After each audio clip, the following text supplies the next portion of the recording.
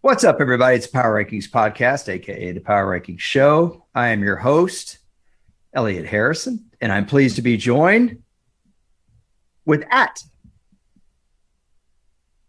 @Marcus_Mosher, who I told offline looks like the love child of Guy Fieri and Billy Idol, and he had no idea what I was talking about.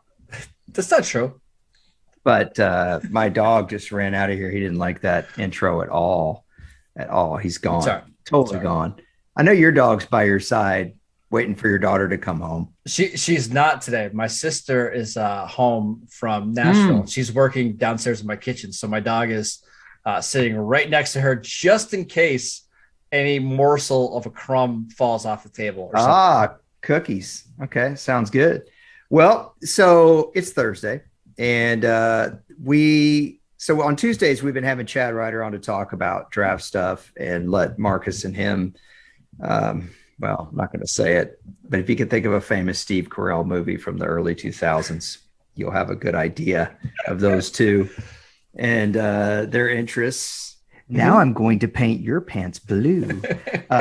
So we do that on Tuesday and Friday. We've been kind of doing some we called our Free Flowing Friday, but we've been ranking a few things. Obviously, that's the title of our show. We're not ranking teams anymore right now. And I have an idea for Marcus to rank for tomorrow. Should I just tell you the idea right now, or do you want me to wait off? No, tell me right now. Here's a tease. Here's what I would like to know from you. I would like to know, because Marcus is geeked out for the combine tomorrow. I'd like to know 5 guys in the last 10 years. Let's just call it since 2010. Okay. Who have greatly upped their value because of the combine. Had they not gone to the combine, they would not have gone where they did. Maybe they were lucky to squeeze in the last pick of the first round. Instead, they went 17th overall. That's a huge difference, right? So we'll call these guys the top 10 combine winners of the last decade. Yes, but here's the catch. Because you're so pro combine, it is always good to think from a different. I'd also like the 5 guys whose maybe value dropped because they went to the combine and didn't have their best performance. I love it. What do you think about that? I love it. So 5 up, 5 down. That's perfect. I'm looking forward to this. This is some great content we're going to have tomorrow. Since 2010. So that gives you 12 years of combines. I figured that'd be about enough time. And that's really your window for sure.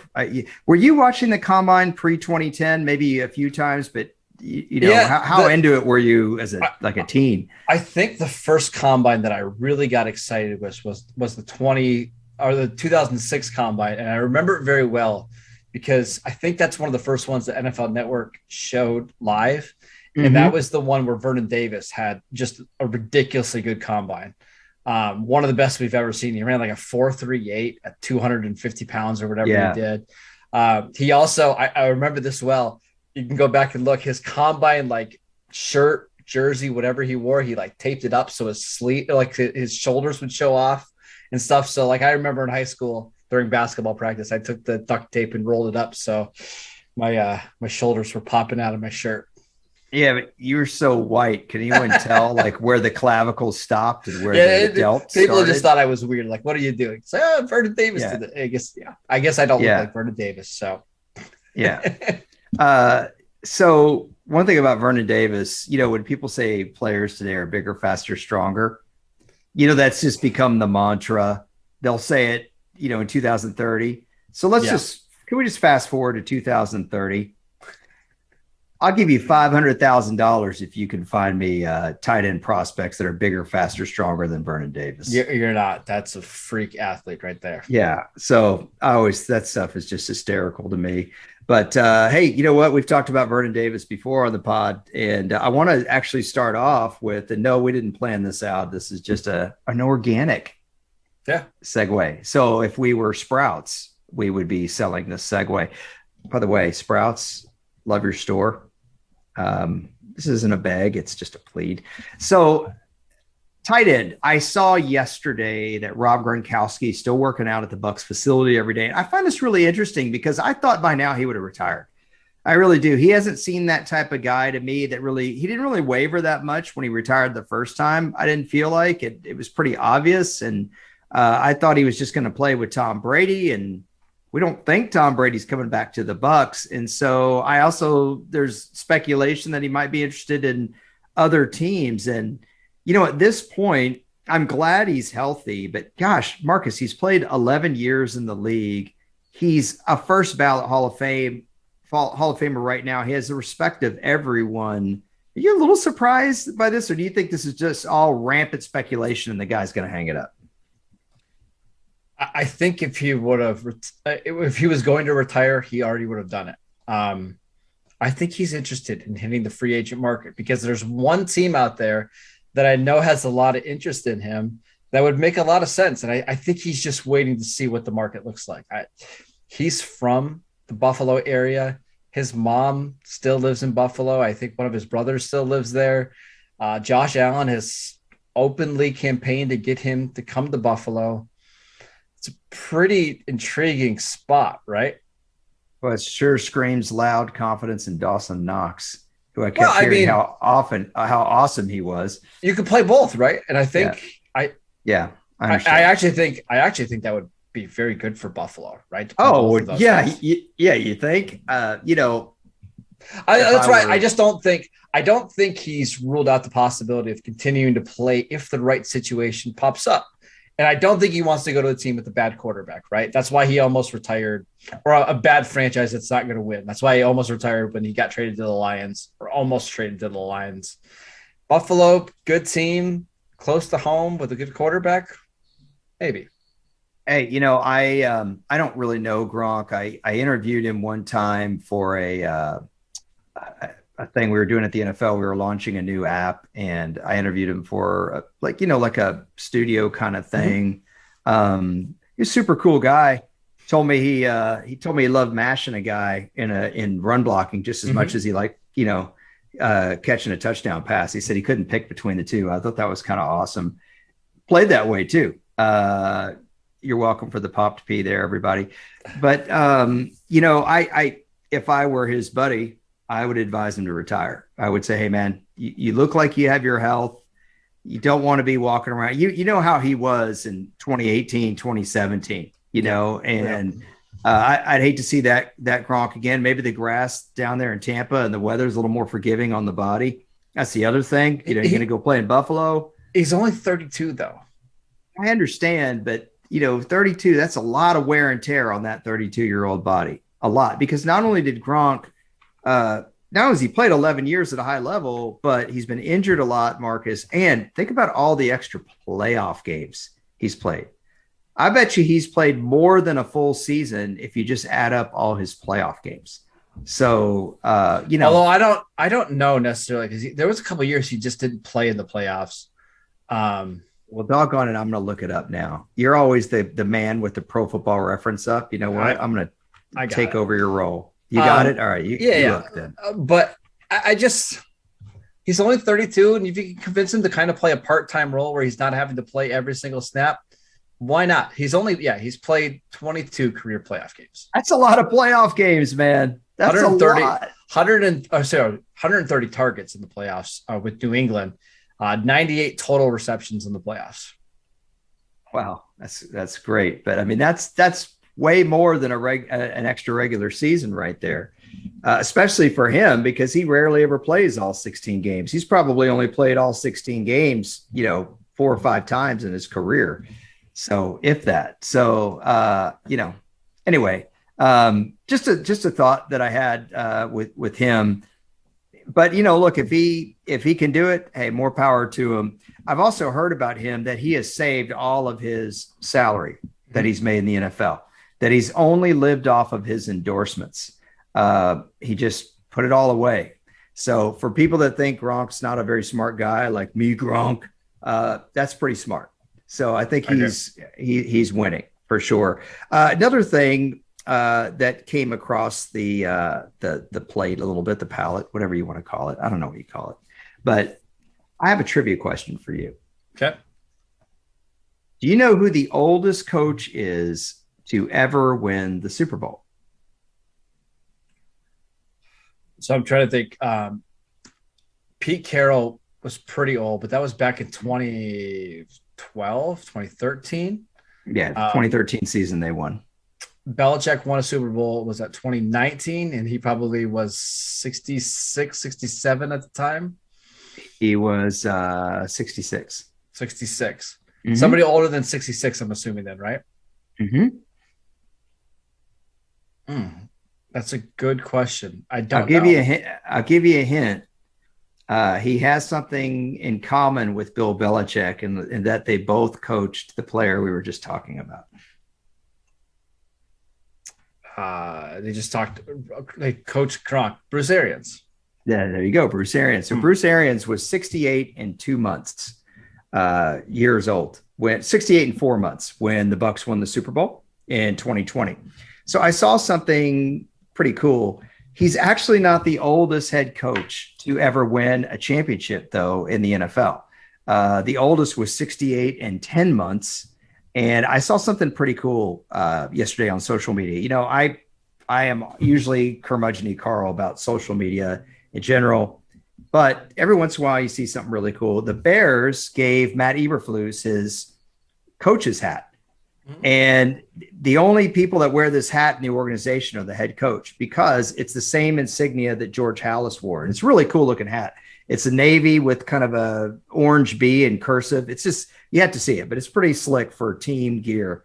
By the way, the Bears do have some pretty awesome team gear. They've got the right colors.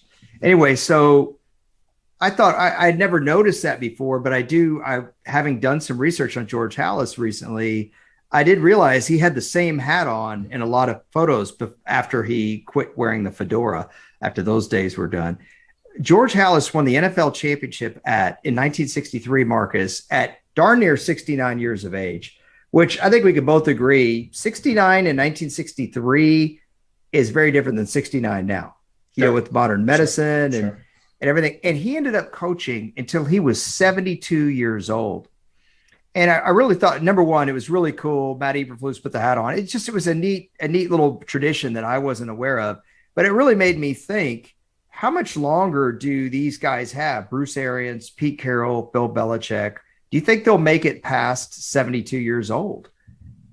As much as we talk about the Sean McVays and the younger coaches, we've got some more than any time I can ever remember. I don't ever remember there being a time in league history where we had three coaches that were either 70 or very close to it.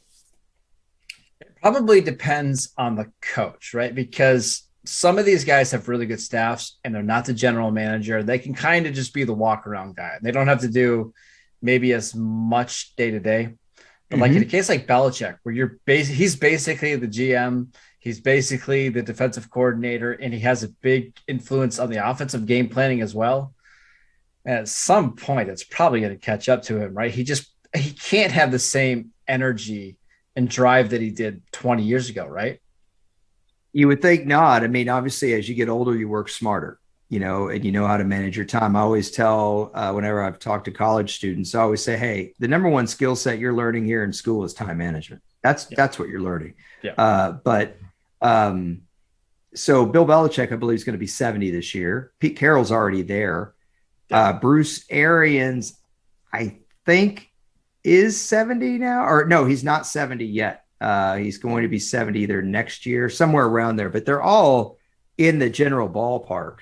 And I just thought that's remarkable. Andy Reid's over 60 as well. Andy Reid is like 62, something like that. Somewhere in the early 60s. And I was just trying to think, you know, when I was growing up, Chuck Noll, Don Shula, Tom Landry were the kind of the older coaches in the league. And a lot of people think of Tom Landry coaching until he was really old. Tom Landry's last year, he was 64 years old. Jeez. So yes, he was older, but younger than all these guys by 5 years. I don't know. I found that very interesting. It is, because this is very much a young man's coaching game, right? Look at the coaches that were in the Super Bowl, right? It was Zach Taylor and Sean McVay. McVay 37? Yeah. Kyle Shanahan was the other coach for he's coach for the 49ers. Andy Reid, older, but it's got a really young and good staff. It's just, you do wonder how much that matters being a younger coach versus an older coach, right? Yeah, and Matt Eberflus is 51 when he got hired. So 51 years old is not exactly a young head coach. No. So it just struck me watching this video. It's amazing how little things you see will make you think about stuff differently. It struck me that as much as we talk about young coaches, the Bears just hired a guy in his 50s. The Broncos hired Vic Fangio, obviously, a couple years ago. I personally don't think Vic Fangio did a bad job. I know he got relieved, but opinions vary. I don't think anyone says Vic Fangio did a terrible job there with the Broncos. And we have these older coaches. Are you in the mood for a second trivia question? Sure. Or another? Yeah. You know who the oldest person to coach an NFL game is? I'll give you a hint. It's very, very recent. Very recent. So you said coach an NFL game. So I'm guessing this is an interim coach, right? You are very warm, home/cheese. This is a guy you absolutely know. This is not an interim coach like no one's going to remember. This guy's been around the game. I'll give you a hint, another hint. He has a lot. He's very intertwined and known for his time with one of the two coaches we just talked about. Tom Moore. No. It is Romeo Cornell at 73 years old. Longtime assistant of Bill Belichick's, former head coach in Cleveland. Romeo Cornell, 73 years old, coached for Houston as an interim coach in 2020, I think, is when he did that. Isn't that right? I thought that was interesting. I did not know that. I knew that George Halas had quit coaching at 72 years old. Have you ever seen the movie Brian Song, just as an aside? Yeah, it was a long time ago. Yep. With Billy D. Williams and James Caan. Yeah. James Caan from Elf, right? James Caan from Elf, right? If you're not familiar with James Caan, I figure even our younger listeners have probably seen The Godfather, don't you think? I mean, Godfather is just one of those movies I feel like everyone has seen, but maybe not. James Caan was the kind of the hot-headed son. So my mom actually loves that movie, Brian Song. That was George. That whole relationship really took place in George Halas's last year of coaching when he was 72 years old. I also thought that was interesting. Anyway, so that's all on that. So offline, you and I were talking about broadcasting. I asked you what your thoughts were on Sean Payton, if you had heard anything. So what's the temperature right now on Sean Payton broadcasting? Yeah, I think some of these networks are interested in Sean Payton, but I don't think they want Payton just to be a 1-year rental, to use a football term, right? Like I think that they're really worried about is him basically using Amazon as a platform to get back to the NFL. And it's not all that uncommon, because this is what some networks were worried about when Bill Parcells back in the 90s was reportedly thinking about doing some broadcasting with Al Michaels. And it was actually Al Michaels who said, listen, Bill, if you do this has got to be your number one job. You can't be thinking about what team am I eventually going to coach down the road. You got to dedicate your entire career to this craft. And it eventually led to Parcells not being a broadcaster and eventually go on to coach the Cowboys. So I just don't think Amazon or Fox, they want to fully commit to Sean Payton if he's not going to be there for the long haul. I'm going to say something right now that could hurt my future employment, and I don't care. I just don't care because it's the truth. It's totally the truth. Boo-hoo. I don't care what network it is, and I would tell a network exec, and I know plenty of them personally.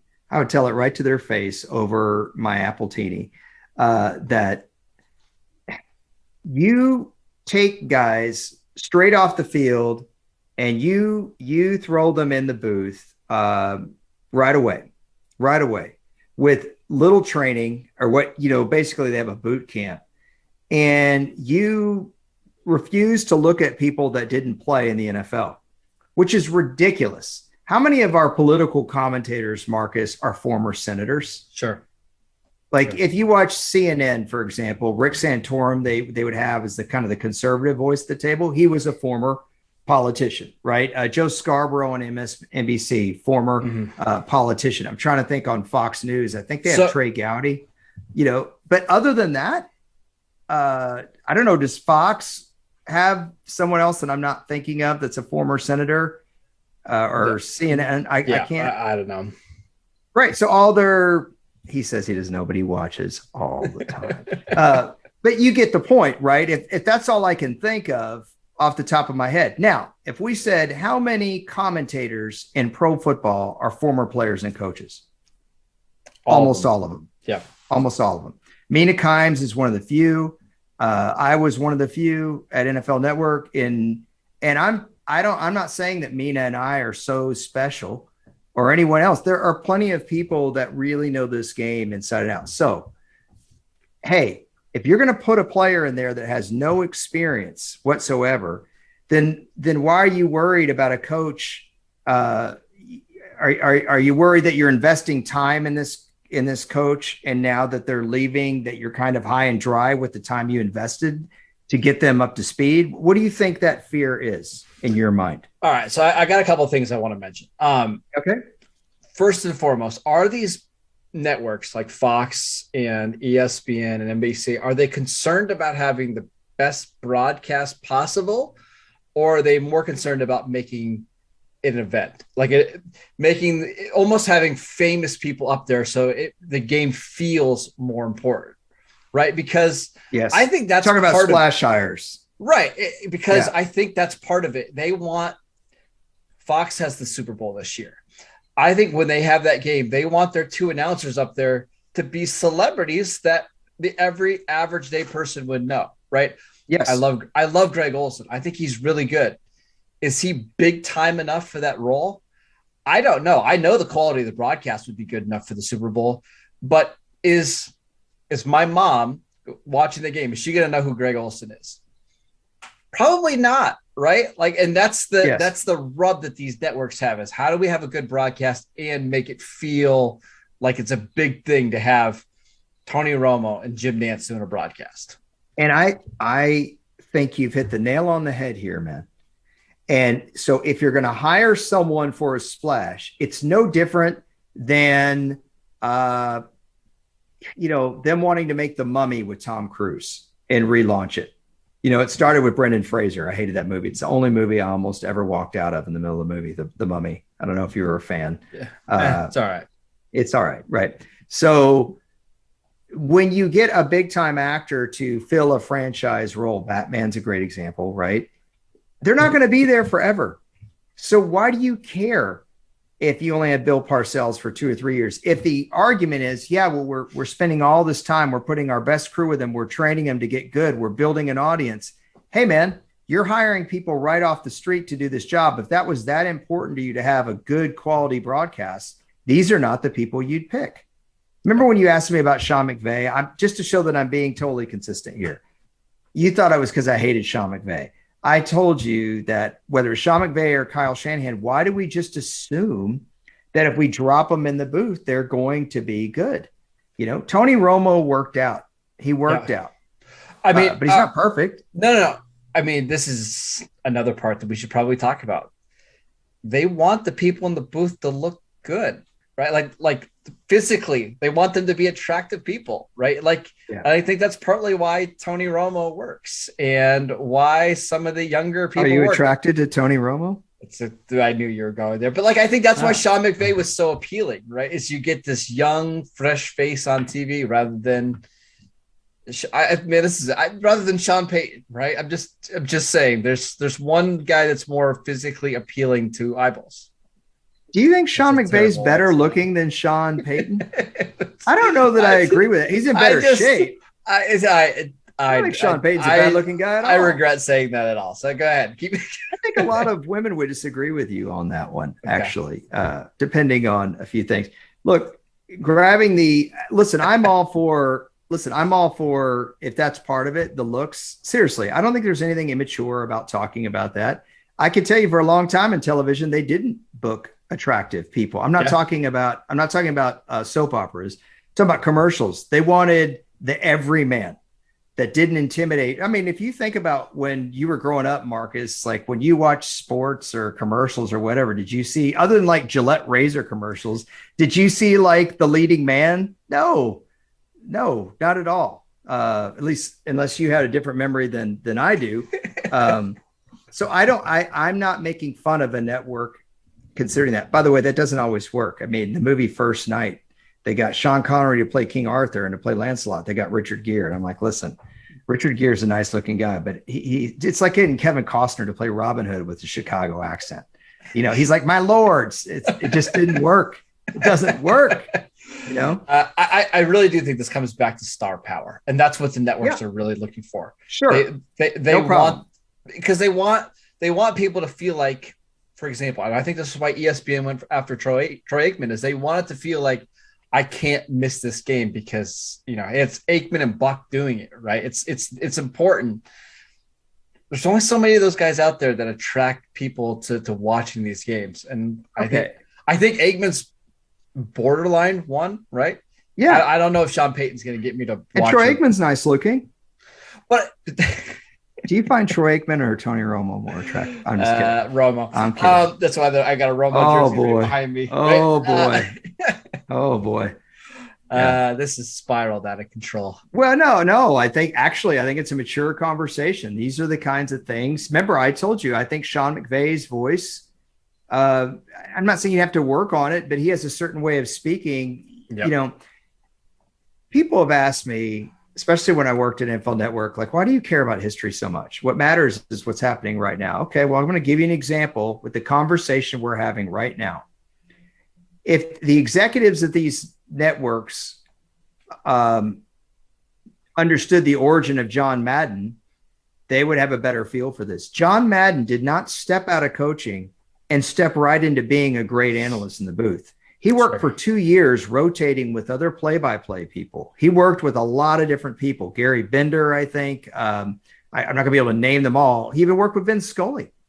Yeah. And it took him a while. And it wasn't until he worked with Pat Summerall, they did it in 4-game chunks. So he worked in 1981. He worked 4 games with Scully, 4 games with Pat Summerall. And I think after the second chunk of games, they realized, hey, he's better with Summerall. And he got better and better. But I have heard John Madden from broadcasts in like 79, 80. And it's not what the John Madden that you think. It takes a while to grow into this job. If you're hiring someone for star power and you're just going to throw them in the booth and say they're going to be better, they're not going to be better. And it reminds me of like when you're in college or something and you broke up with your girlfriend or your boyfriend, and you know they're going to be at the same fraternity formal or whatever that you're going to go to. And so you get another date that you think's really hot to try to make your ex jealous. Yeah.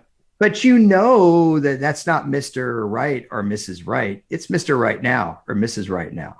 So I think the networks should just understand that. Am I making any sense to you on this, or do you?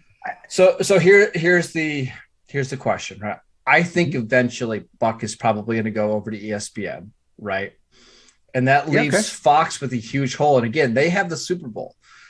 What does Fox do? I think it's Kevin Burkhardt is the play-by-play, and I think Greg Olson's the number 2 guy there. Is that good enough for your number 1 team? When the Cowboys and Packers play a 4:30 kickoff game on Fox, are those 2 going to be good enough to carry that broadcast? I think yes. My answer is yes. Okay. But I think those guys are really good. Are they good for the average fan? I don't know. I don't.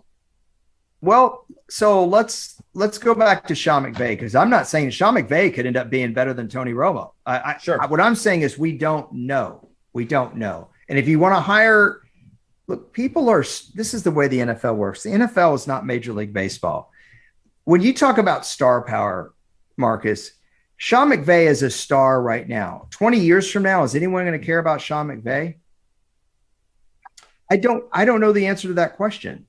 Let me ask you this question. Do you think Romo is more popular today than he was during his playing career? Yes. And I think but I don't think he's more well known. I think he's more liked because he wasn't the Cowboys quarterback. So that's he's a little bit of an anomaly. Okay. Okay. So let's talk. I want to think of a really good example. How many people right now even know who George Seifert is? Oh, probably not very many. George Seifert won a Super Bowl his very first year of coaching, 1989. He won again in 1994 and beat one of the greatest teams of all time. Do you agree with that? Yes. Not the Chargers. Not yes, the Chargers. It was very good. Yeah. Okay. George Seifert, when he left San Francisco, he coached there 8 years, had the highest winning percentage in the history of the National Football League. How about that? Then he went and coached at Carolina and did not stay at that level. I would venture to guess less than 10% of our audience right now knows who George Seifert is.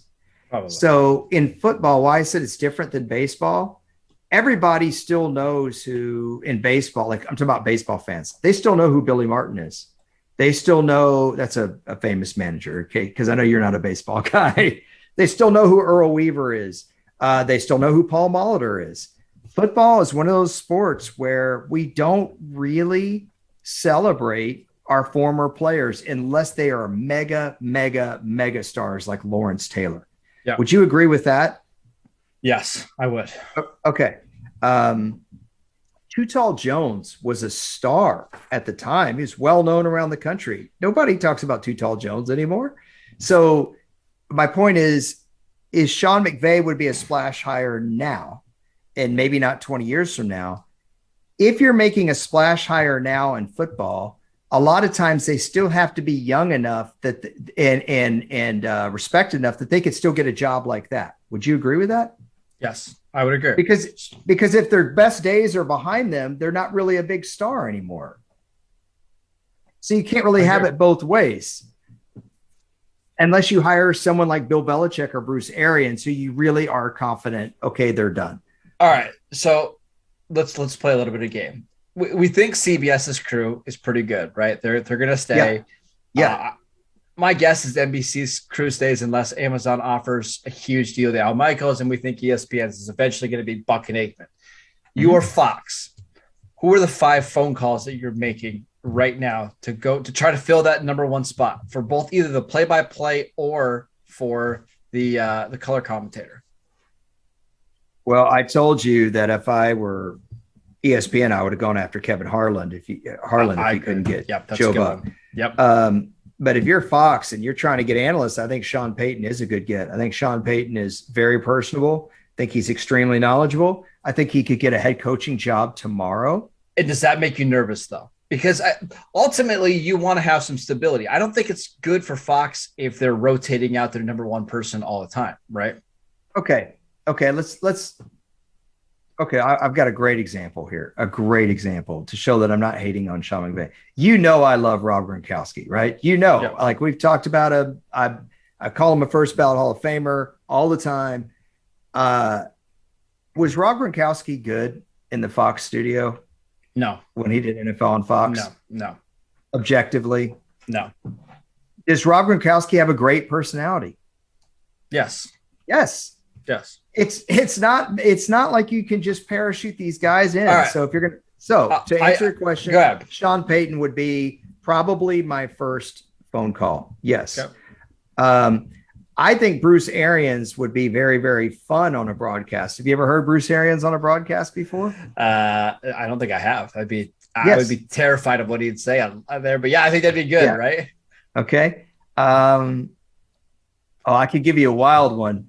If you just didn't care and you just said, you know what, I want us to have one broadcast team that's a little bit wild and we're going to roll with it and we can always bleep out or how about Antonio Brown? No, absolutely. Did you do it? No. I just wanted, would you go with a Josh Norman or a Richard Sherman? No.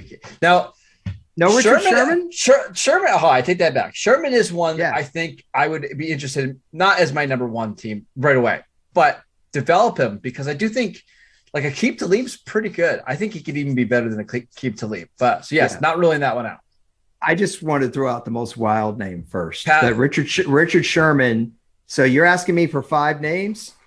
I've kicked off the list with Sean Payton and Richard Sherman and Bruce Arians. So do you call Pat McAfee?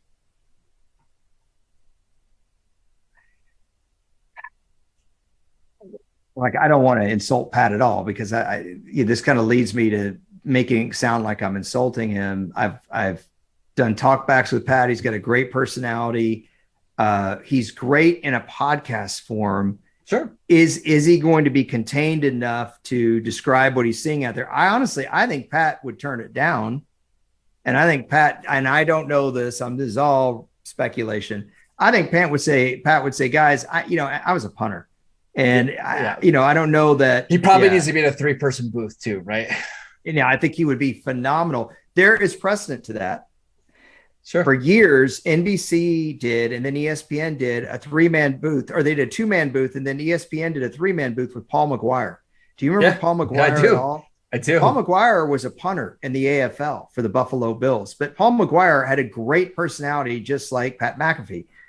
Back then, they didn't have podcasts, and you couldn't get away with saying what you wanted. But Paul McGuire had a great sense of humor and personality. So there's absolute precedent there. Yeah. A couple more. Randy Moss. Okay. No. That's.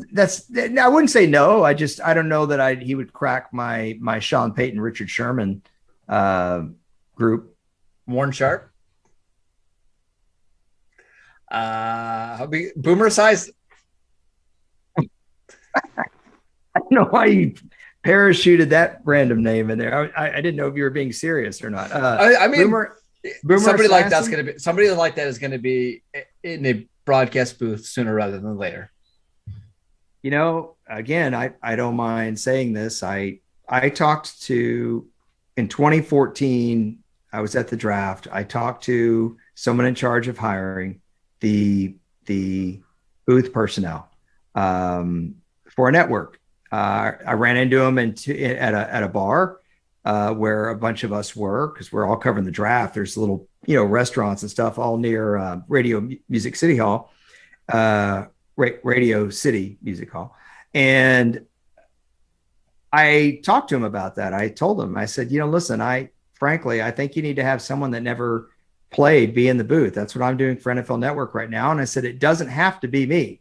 I go, it really doesn't, but it should be somebody like me who's working at either ESPN or NFL Network or one of these entities. And I said, what would someone like me have to do to be in the booth? And he said to me, just keep doing what you're doing. And eventually this industry will change. Sure. It's just not changing right now. But you keep doing exactly what you're doing, and, it will happen. In terms of Warren Sharp, I don't know how. I have no idea. I've never met Warren and never talked to him. I have no idea. So sorry. I have nothing good or bad to say. I have no idea. How about Boomer? Right. I listen, we were talking about this pre-show.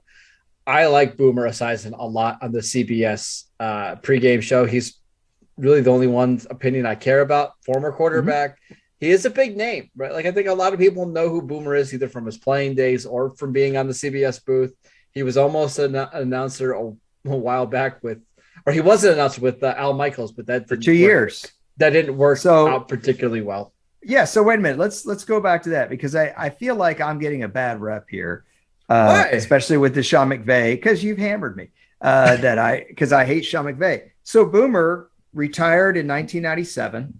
You might have remembered when you were little Marcus running around in his underoos, might have watched Boomer torch the Cowboys at the end of Barry Switzer's tenure. Boomer had a really nice last year with Cincinnati. He retired, went straight into the booth, straight into Monday Night Football. And I thought he was fine. That was 98. But after the season, there were rumors that he and Al Michaels really, really didn't get along. And that's something we have to consider here too. When you're hiring guys that are in their 30s, okay, that have big egos because they're competitive, sometimes that doesn't always work well in a broadcast environment because broadcasters have egos too. And if you're always reminding a broadcaster that he didn't play football and you did, or that you've been there and he hasn't, imagine telling Al Michaels, who called the 1980 USA-USSR hockey game, which might be the most important sporting event of our lifetime, or not of the century. You know what I'm saying? Like, how do you? Yeah, it's fair. I got two more names. I just want to throw out. Can we go back to Warren Sharp though, real quick? Go ahead. So sure. Doesn't Warren Sharp do a lot of gambling? He has a gambling website, correct?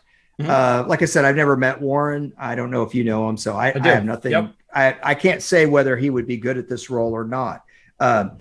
What I would say though about someone like Warren is, doesn't it seem even in the last 2 years, if I'm doing this with my hand, the gambling talk has gone up like a rocket. My gosh, yeah. Yep. It was a steady, slow drip, and then all of a sudden, everyone turned the faucets on. So, would it be appropriate for the networks to have, whether it's Warren Sharp or someone else who does that job well, to come in and be talking gambling during the broadcast? Yeah, I think so. I just saw today the USFL actually said they're going to offer, excuse me, they're going to put live lines on the broadcast screen during the spring games. Like, you're going to see what the odds are during the game on your screen, like you would see the passing yards of a quarterback, right? I kind of think that's going to become very common in today's NFL. So yeah, having a guy that maybe you throw to 3 or 4 times a game, maybe like a sideline reporter. Hey, this is the current odds. It's how much they shifted since the second quarter. It's coming. Can I give you 2 more? Name? Yeah, sure. First one, Mike Tomlin.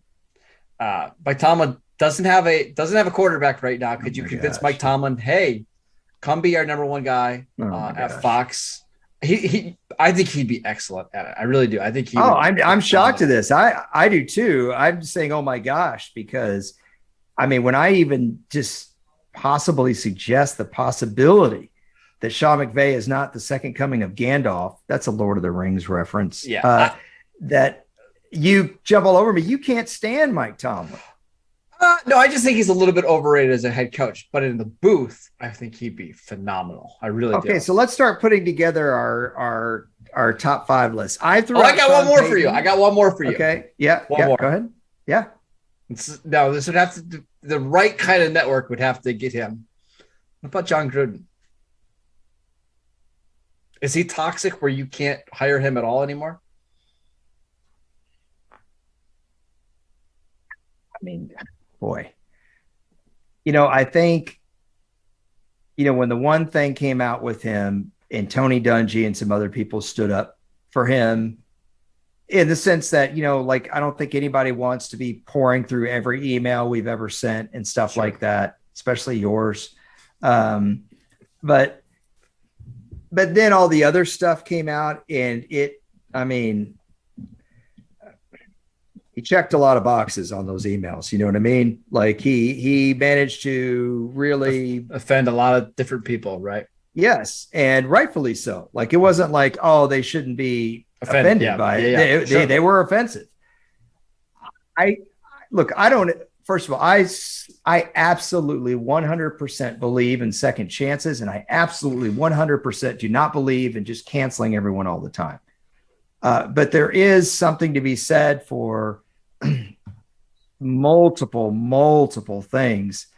And you're also talking, we're so close to it, Marcus, still. I mean, do you think a year from now, maybe? Yeah. Can we give it a breath? Remember, Michael Vick is a great example of that. You're talking these are 2 major dog people talking here. We both love our dogs tremendously. And Michael Vick, that was,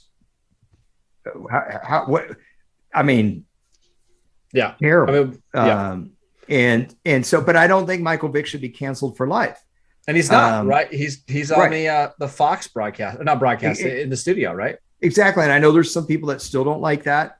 And I understand. My doctor, the biggest dog guy ever, and he was so angry. I mean, he was livid, but he did stop me. This is a few years back, obviously, but he kind of put his hand on my shoulder for a second and said, "But I don't think we should make these people where they're irrecoverable." And he said, "So I fully would support Michael Vick getting an opportunity to redeem himself," and I feel the same way. So that's my answer to John Gruden, but I do think it's too soon. I do. Do you think it's too soon? Probably. I do. Yeah. Okay. So let's put together our 5 lists. So we are, what network are we? Let's do Fox, because they have an opening for their number 1 spot. Okay. So we've got who are our 5? We've got Sean Payton. We've got Richard Sherman, Sean McVay, Pat McAfee, and Boomer Esiason. And then maybe Mike Tomlin squeezed in there. Those are our top 5. I think Mike Tomlin would be better than a couple of those guys. I don't disagree. It's just, I shouldn't say that as good. He would be viable with those guys. He's probably the hardest to get, though, right? Yeah. And I want to reiterate again, Pat McAfee's got an incredible personality. I'm not saying that he wouldn't be good at the job. I just don't know if Pat would want to do that. Just the little interaction I've had with him, I think he's doing fine. Yeah, I mean, he's got a podcast he's doing 5 days a week anyways. Probably doesn't want to be bogged down with, going to game, traveling on a Saturday and Sunday, being back in the studio on Monday. Yeah, probably not the right fit for him right now. But that could change down the road, right?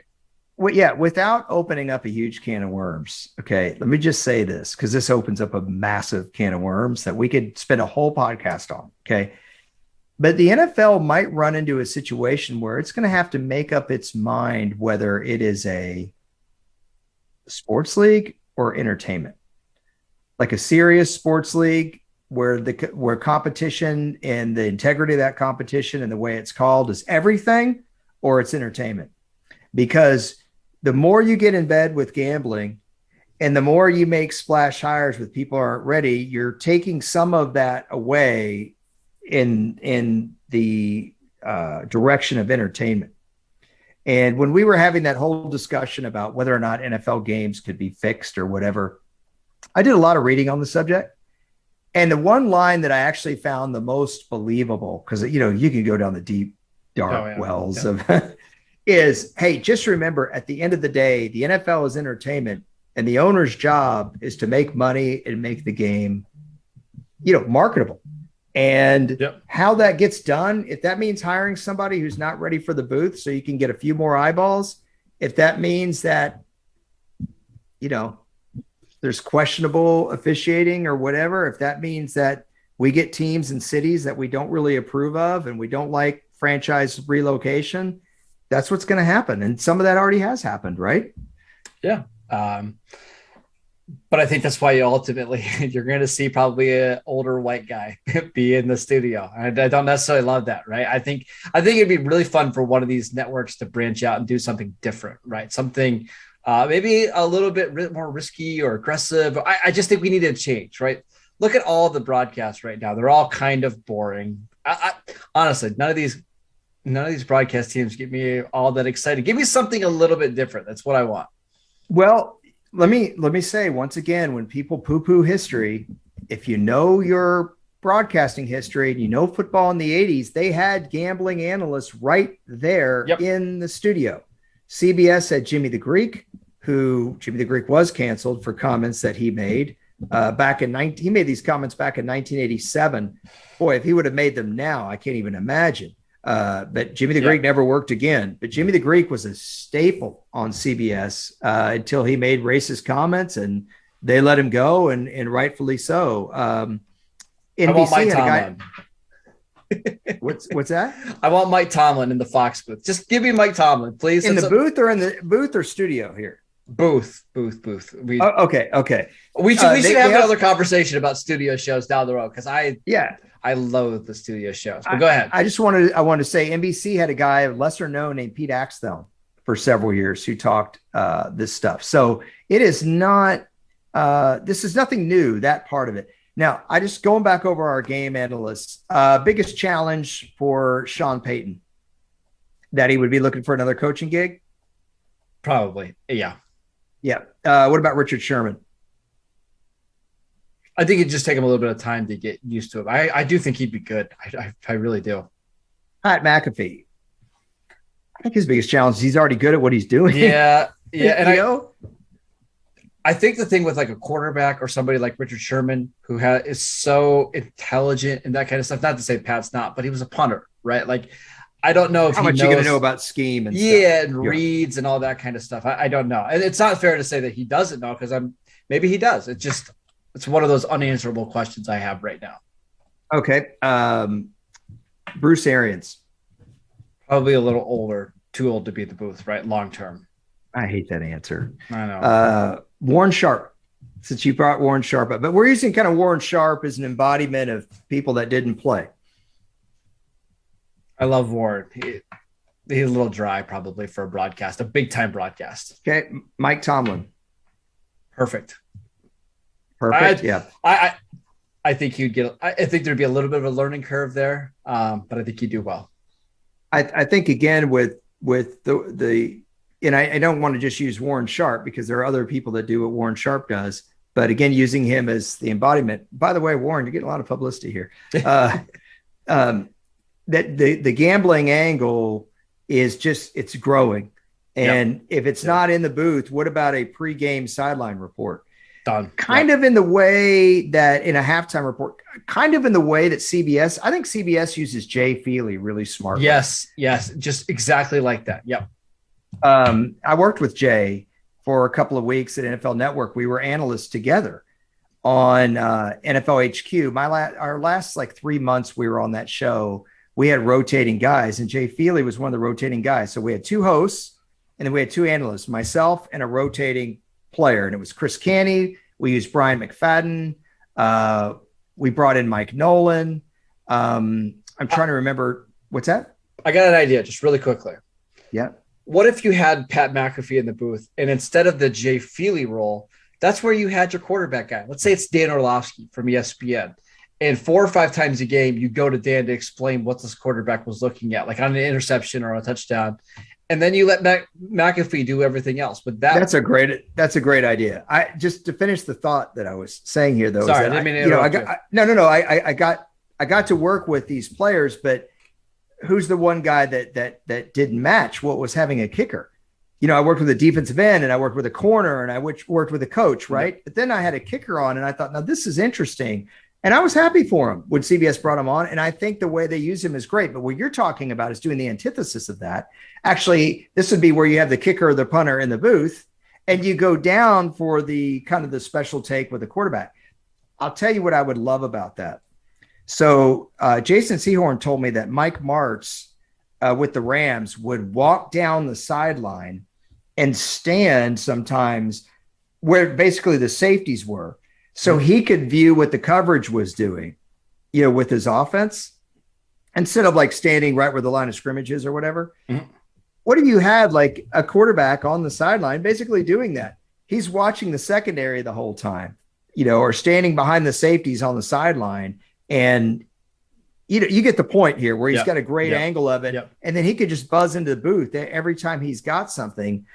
I am not against the 3-man booth, but a 3-man booth doesn't have to be 3 men in the actual booth. Correct. Yes. Or women. It just could be 2 with 1 downstairs. That's not just a sideline reporter giving you injury updates. That's why I wish, and I know why ESPN is trying to do what they're trying to do with Troy Aikman and Joe Buck, but why not use like Dan Orlovsky and Mina Kimes? Use Mina in the booth, and then have Dan Orlovsky basically be on the board or using a touchpad or an iPad to show, hey, this is what Dak Prescott was looking at on that last interception, right? And you maybe you don't even see Dan, right? You're just seeing what Dak is looking at, and he's talking over it. I think that could work. Well, either way, what I said earlier about the networks, I'm not trying to hate on the networks. I'm simply saying that in the NFL, it's all about right now. We pay very little respect to the guys of yesteryear, unless, like I said, they're mega stars. And if you're going to make a splash hire, it's typically someone like right now. So if you're going to hire a Sean McVay to consider it a splash hire because you think Marcus Mosher's grandmother knows who Sean McVay is Sean McVay still that guy when he's 55 and not 35? I mean, maybe he is. Maybe he might have won, 4 or 5 Super Bowls. But what if he's more like Tom Flores? Yeah, I don't know.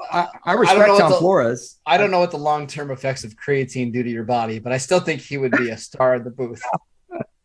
Okay, so like Jimmy Johnson was very much a dynamic person. Yeah. And he got out early. But Tom Flores won 2 Super Bowls. Do you hear people talk about Tom Flores other than Raider the fact fans? that he Yeah. I mean, no. That's what I'm driving at is now if Sean McVay called it a day and never went back to coaching, he'd kind of be like a little bit of a living legend. I mean, look at Mike Ditka. He even went back to the Saints. He's still a legend in Chicago on some levels. But that's all I was saying is baseball's different, man. Baseball, I mean, you say the name Ted Williams and every baseball fan knows who you're talking about. Stan Musial, every baseball fan, Mickey Mantle, it's just not like that. I could say Sammy Baugh. I could say Bart Starr. There are tons of football fans that don't know who these people are. They never had them on their fantasy team. Yeah. So I don't know how that splash hire thing works. Either way, I like your Mike Tomlin idea. I like my Richard Sherman idea. I do too. Of our two esoteric choices there, and I say esoteric because they haven't been mentioned. Which one would you rather have? Tomlin, but it's close. You rather have a coach? Yeah, I think so. Yeah, we don't really have coaches in the booth anymore, do we? Yeah, and I'm only doing this because ultimately you got to pick one guy to replace that role. Who's it going to be? I think Sean Payton is a good choice. But I think we've had several out there. I mean, I think Boomer Esiason was a little bit of an esoteric choice. Has he been mentioned? No, I don't think so. He's been in the studio for so long now. Interesting. Okay. Well, this is a conversation we can certainly continue. I want to talk maybe next week before free agency starts about studio shows and how those could be better, because I don't know about you, but I don't really watch much of these studio shows, and we can explain why maybe next week. And before either Twitter mob comes after me on John Gruden, when Marcus asked me about John Gruden, I'm literally thinking, oh gosh, what could I say here that's going to, I think John Gruden was pretty good at that job. I think John Gruden made some serious mistakes that he certainly is taking it on the chin for, and he deserves deservedly it. So. Yep. But there is going to be a time and a place where you got to accept these people back in some way, give them a chance. And that's for anybody. So we'll see. But man, I did not think we were going to end up talking about for an hour. Yo, it's crazy. But no, it's fun. So tomorrow we got the since 2010 top 5 guys who really upped their value at the combine, and a bottom 5. You haven't done this list yet. I volunteered you for it. What do you think is going to be easier to find? Oh, I already have the top 10 done, so that part's easy. Oh my gosh. Did you already have like charts made up? You already had this broadcast chart made up. I got a couple guys that we'll talk about that I think really lost money, some deservedly, so some not. Should be a lot of fun. I want Mike Tomlin in the booth now. I think that's the only way I'll watch the Pro Bowl. It's the only way it's happening. We'll get Tomlinisms on the broadcast. It'll be great. Yeah. And last point from me here, I would say, as hard as I was on the networks about these decisions, because sometimes I don't understand why sports is so archaic that we have to have a player and coach, because we don't do that in any other industry. They have a tough gig, Marcus. When you get a guy like a team like Joe Buck and Troy Aikman, you just kind of pencil them in every day. It's like Cal Ripken at shortstop. I don't know why all the baseball references are coming out. Probably because of the players big. Yeah. But that is really difficult for the guys at Fox, who I think Fox at Sports has done a really, really good job since taking over that contract from CBS. They had a high bar. They surpassed it. And it's because the executives there did a great job. But this is a tough gig. And sometimes you've got to accept the fact that, hey, maybe we're going to hire somebody that's going to leave us in 2 years. What if Tony Romo took a contract from the Texans to be their quarterback or something after a year? I guess that wouldn't happen because it's Sean. Yeah. I would. Maybe there was that rumor there for I'd watch the Texans. I watch the Texans every week. Because you don't watch them at all now. How many Texans games do you watch this year? Yeah, we probably should head out of this podcast. We're already yeah, exactly. I wanted to give you the last word. Oh, as I always do. Yeah, it's fine. So a lot of people ask me, like, how did I get to my job that I have now, and what's your favorite part? I should also mention there's some really nerdy, boring parts. Like today, I was sitting in front of my computer for 3 hours, refreshing NFL.com to see the latest hand size of a quarterback and the arm length of a receiver. I'm such a nerd. But I love the combine. It's my favorite week of the year. It's so great, Elliot. Okay. Well, yeah. He is at Marcus _ 8.5 for Kenny Pickett. It's the lowest of all time. There's the music. Marcus hates all the broadcasters I brought up. That's the other news from today. Yeah, there we go. He's the host of Locked On Cowboys. He covers the Raiders on USA Today at Marcus _ Mosher.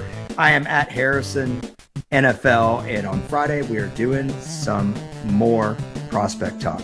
We'll see y'all. Bye-bye. 27